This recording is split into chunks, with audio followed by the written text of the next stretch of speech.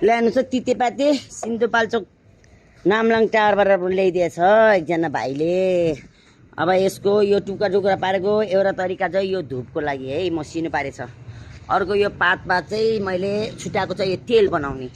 यसको तेल बनायो भने चाहिँ अब यसमा तेल परिकारहरू धेरै हाल्नुपर्छ। तेल बनायो भने चाहिँ हात खुट्टा मर्केको, नसा च्यापेको, दुखेको, अनि कपाल झर्ने, अनि त्यो कलरहरू विभिन्न केमिकलहरूले अलिकति टाउको कपाल झर्ने, टाउको दुख्ने चाहिँ यसको लागि तेल बनाउने पत्ताको।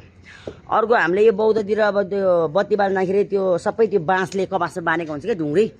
मैले चाहिँ त्यो बाँसको हुन्छ भनेर यो चाहिँ अर्को डाख्राको चाहिँ यहाँ यो चाहिँ ढुङ्ग्री बनाउनलाई बत्ती बाल्नको लागि कतिवटा छुट्यायो।